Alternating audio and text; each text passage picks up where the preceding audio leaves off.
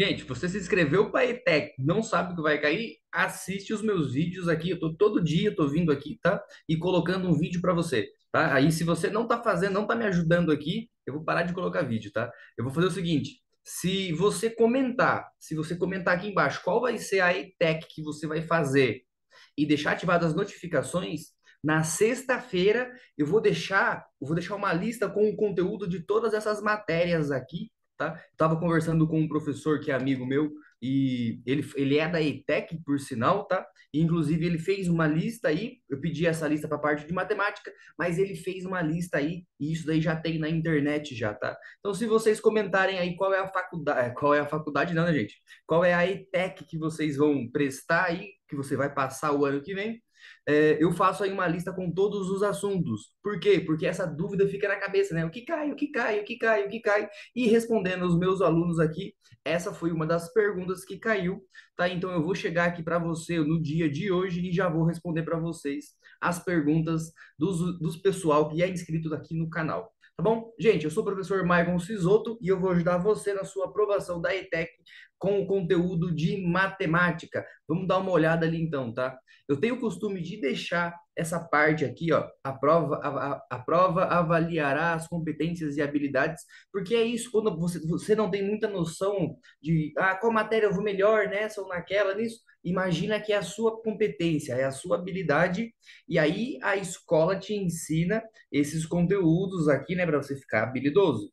Tá? Então, essas matérias, né, para você ficar habilidoso. E quais os conteúdos que vão cair na matemática? Teve um pessoal que perguntou aí, mas antes do pessoal que perguntou aí, eu quero fazer alguns agradecimentos, principalmente ao professor César. César, muito obrigado. César Uzonovich, tá? Eu sou professor de física e eu fiz o estágio com esse professor aqui, tá? Então vai aqui um grande abraço para você, César. Muito obrigado pela atenção aqui no canal, tá bom? E é o seguinte, Marcos Vinícius, o curso que eu quero fazer tem 223 candidatos e a demanda é 5,58. Provavelmente terá 40 questões. Como eu calculo quantas questões eu terei de acertar para ser aprovado? Então, gente, não existe esse cálculo. Eu até ia fazer assim um drama, tudo mais, mas não existe esse cálculo. Porque se você pensar o seguinte, ó, são 200, opa, são 223 candidatos no curso, tá? Ô Marcos, já comenta aí qual que é o seu curso, qual que é a sua ETEC também, tá? Que na sexta-feira eu vou deixar aí uma lista com todos os conteúdos de todas as matérias para vocês ficarem espertos no dia da prova, tá? Então é o seguinte, ó, se você dividir isso pela quantidade de pessoas que vai entrar no curso, então vai dar 5,58. Se você multiplicar, fizer o caminho inverso, você descobre aí quantas vagas tem no curso dele, tá? Só que é o seguinte, o número de vagas não tem a ver com o número de questões, né? O que ele quer saber é que nota ele tem que tirar para se dar melhor do que esses 223. Você pode fazer um cálculo, Marcos, que é o seguinte, não é necessariamente verdade isso, tá? Se você considerar que a média das pessoas são 40 questões. A média das pessoas, né? Então seria que cento e poucas pessoas vão acertar a média, que é 20 questões. Tá? Então, se você quiser sair acima da média, você tem que acertar mais do que 20 questões. Tá? Mas o curso é bastante, então significa que vai ter bastante gente que acertou acima da média. Porém, não é todo mundo que sobra aqui, né? Então, daria ali 111 pessoas, né? 111 pessoas e meia, 111 pessoas. E essas 111 pessoas, não é todo mundo que é acima da média. Tem pessoas também que são abaixo da média, tá bom? Isso reduz, então, o curso aí para apenas, vamos supor assim, que metade da metade é quem vai ficar acima da média. Então, seriam quantas? Seriam 56 pessoas, né? Ou seja, 56 menos 40, que deve ser a sua vaga, 16 pessoas, né? Ou seja, você não pode ser um desses 16 aqui. Você tem que tirar uma nota acima deles. Mas eu não queria que você pensasse desse jeito, Marcos, tá? Porque é o seguinte, isso aqui é meio como se fosse você querer concorrer com o seu, concorrer com a mesma pessoa que vai dividir o futuro com você no futuro, né? Dividir o futuro com você no futuro é boa. Dividir o mundo com você no futuro. Então eu pensaria assim, quantas vagas você precisa? tá? Porque se você, quantas pessoas? Você é uma pessoa só, então você precisa apenas de uma vaga, né? É claro que você tem que pensar nesse processo aqui, né? Ah, mas então eu tenho que acertar acima de 50%, tá? Então, mas só que ainda assim, ó, e se você considerar aqui, né, esses 16%, se você fizer ali, vamos ver, 10%, ele vai acabar sendo uns 10%, um pouquinho menos de 10% das pessoas, tá? Então você não pode fazer parte desses 10%, você tem que fazer parte de quantos por cento das pessoas que vai ter ali, ó. Esses, deixa eu ver, 10%, então aqui vai ser 20%, né? Uns 20, um pouquinho menos, 20, 18%. Você vai fazer parte do 18% de pessoas que passou, tá? Mas isso não significa que você precisa ficar pensando nesse formato. Pense o seguinte: eu preciso de apenas uma vaga, e essa vaga aqui tem que ser sua.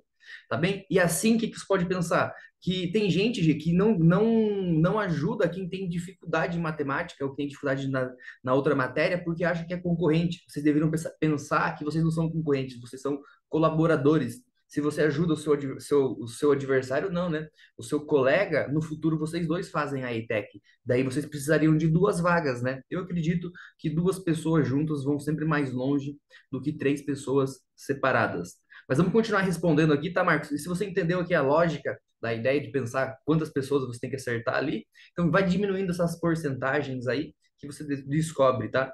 Mas enfim, não pensa muito nisso, não. Vamos para a próxima aqui, dar uma olhada, tá? Faz sobre a compreensão e interpretação de texto do vestibulinho. Eu já fiz uma coisa sobre a, a sequência da matemática, né? Quando você tem um problema de matemática para você resolver, então você vai fazer o quê? Você vai fazer a interpretação, você vai fazer a coleta de dados, você vai fazer a formulação lógica matemática, aqui que vai virar uma fórmula. Depois da formulação, você vai fazer as operações básicas, né? Multiplicar, dividir, somar, enfim, resolver que você vai chegar na resolução ou a resposta. Então você avalia a resposta, né? Eu coloco o R e o A juntos aqui porque às vezes a resposta já é a própria avaliação, tá? Mas ainda assim teria esse passinho de você avaliar a resposta. Tá? Então, para a interpretação é apenas um passo. Tá? E como é que eu faria para interpretar as questões de matemática, tá? Eu vou dizer aqui para o Mendes, então ele comentou isso há um bom tempo já, tá, Mendes? Muito obrigado pela sua atenção aqui no canal. Manda aí qual é o seu vestibulinho, né? Onde você vai fazer, que eu já pego e mando um abraço para você de novo e para o pessoal que vai fazer no mesmo lugar. Tá? A interpretação é apenas um detalhe. Ela é apenas um detalhe. Como é que eu poderia interpretar de um jeito melhor? Se for uma questão que envolve uma história por trás, se imagine naquela história, certo? Ah, uma pessoa foi no mercado e no mercado tinha 5 fileiras distribuídas em 10 corredores, entenderam? Imagine você na história, tá? E depois disso, na hora de coleta de dados, você vai ter que separar os números e as coisas ali que vão ser formuladas depois. Tá bem? Mas a interpretação, a minha dica é essa para você. Imagine que você está naquela história acontecendo ali, né? Ah, mas e se for uma questão que não é uma história, é uma questão tipo, resolva o cálculo. Aí é melhor, porque aí você pulou essas duas etapas aqui. Você não precisa interpretar nem tirar os dados. Basta você realizar as operações. Tá bom? Mendes, espero que tenha te ajudado, tá? Do mesmo jeito aqui, ó, que a Helena pediu também pra gente, ensinar a interpretar questões de matemática e física. Essa é uma lógica. Todas as questões você resolve desse jeito? Não, é claro que não. Mas essa é uma lógica que você resolve a maioria das questões. Interpreta, tira os dados, formula, faz as operações e depois aqui então você pega o resultado e avalia essa resposta. Tudo bem? Espero ter ajudado vocês dois aí. E eu vou ajudar ainda mais porque eu separei os temas para vocês de matemática, gente, tá? Eu tava dando uma olhada aqui, ó. A Natália Ramos comentou isso. Eu falei, quer saber? Eu vou fazer isso então, já para animar o pessoal aqui. Uma lista com todos os conteúdos de matemática. Fica aí, que já é o próximo slide, já, né? Se você quer saber o que vai cair na prova, me acompanha aí. É, Vieira, né? Vieira, né? Gostei do nome. Eu até sei a regra de três, mas nessa questão em si eu não saberia colocar em prática. Um jeitinho fácil de montar a regra de três, tá? A regra de três, ela é feita para coisas que são proporcionais. Por exemplo, um triângulo, tá? Se você pegar um triângulo e dividir ele, você tem dois triângulos, né? Esse pequenininho e o triângulo grandão, tá? Então vamos supor que você vai fazer uma regra de três aí mantendo a proporcionalidade, né? Então vamos supor assim, ó.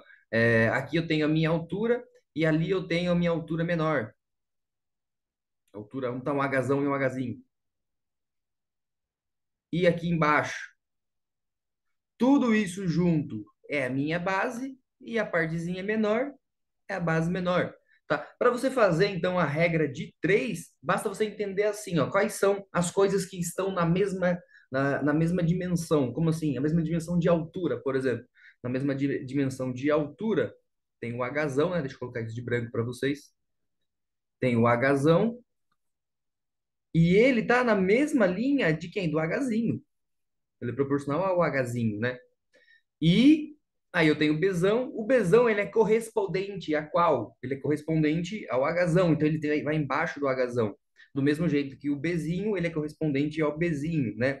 Então eu tenho o nível deles, é o mesmo nível, e eles estão em concordância com quem? Eles estão em concordância com aquela figura, que no caso é a figura, né? Isso vale para porcentagem também, já vou te dar o exemplo aí, tá bom? Tá bom, Vieira? Então é o seguinte, ó, a parte aqui, então, de cima, ela tem que manter no mesmo nível, as duas alturas, né? E cada base tem que ser ligada à sua respectiva altura, tá? Isso vale também para porcentagem. Vamos supor assim, então, aquela questão que eu resolvi, que eram 600 alunos, né? 600 alunos. Vamos supor assim, ó, que os 600 alunos são todos os alunos. Qual que é o nível, a altura que está, altura não, né? O nível que está os 600 alunos, se fosse para medir porcentagem. Ah, eles são todos os alunos. Então, eles são 100% dos alunos, né? Aí, então, eu vou pegar uma certa porcentagem, por exemplo, 60 alunos. É quantos por cento? Tá? Aí, então, eu vou pegar. Ah, isso daqui é a quantidade de alunos referente ao total. Então, aqui embaixo vai ter uma porcentagem referente ao 100%, ao total. Eu posso colocar X aqui, né? Ou para garantir essa resposta, pode pôr os 10% que aí você mantém essa igualdade, né? E aí, para você fazer a regra de três, que seria você esconder um desses valores, né? Não importa se é esse ou se é um dos outros, né? Aí, para você montar essa parte certa, faz parte da formulação que eu falei ali naquela linha de pensamento, tá? E para a Natália, que agora, então, gostei desse momento aqui de mostrar para vocês todos os conteúdos que caem no vestibulinho de uma vez só, tá? Eu vou chamar isso de chuva matemática, tá? Pode fazer uma lista com as coisas que caem na ETEC? Posso sim, posso fazer sim. E se você curtir aqui, ó, e deixar o sininho ativado, na sexta-feira eu vou fazer uma lista com todas as matérias. É difícil achar uma lista do que cai na ETEC, e quando cai são vídeos enormes. Então eu vou mostrar a lista para vocês, eu vou te dar uma ideia e já vou acabar esse vídeo aqui para ele não ficar enorme e não fritar o cérebro de vocês também. Então eu vou fazer mais vídeos curtinhos, então não esquece de ativar as notificações aqui. Gente, chuva matemática, olha que coisa linda. Então, nessa chuva matemática, o que cai? Lágrimas? Não, cai o sucesso, que é as questões da prova do vestibulinho. Se você quer saber isso em relação aos assuntos por ano, eu montei um curso onde eu separei esses assuntos por ano, tá? Vocês já sabem, ele é o primeiro link da descrição, é só clicar, você já fala comigo. Mas caso você queira saber os assuntos apenas para você se dar bem, você pode fazer o seguinte: bate um print dessa tela aqui e estuda eles separado. Ah, não dá tempo. Não, talvez não dê tempo. Então você faz o seguinte: pega alguns assuntos que são ligados a outros. Por exemplo, eu vou circular aqui, ó, frações. Estão vendo ali que eu circulei frações? Tá, mas por que você está fazendo isso? Porque frações, se você tem muita dificuldade, por exemplo, em porcentagem, o que que você vai fazer? Você vai pegar aqui, ó, e vai começar a estudar frações. Por quê? Porque porcentagem é uma parte das frações. Vocês não viram eu acabar de usar uma fração para responder aqui? Tá? Do mesmo jeito que quem? Que a regra de três. Então, você vai lá na parte de frações, tá? Lembrando que frações, quando você trabalha isso com os racionais, né?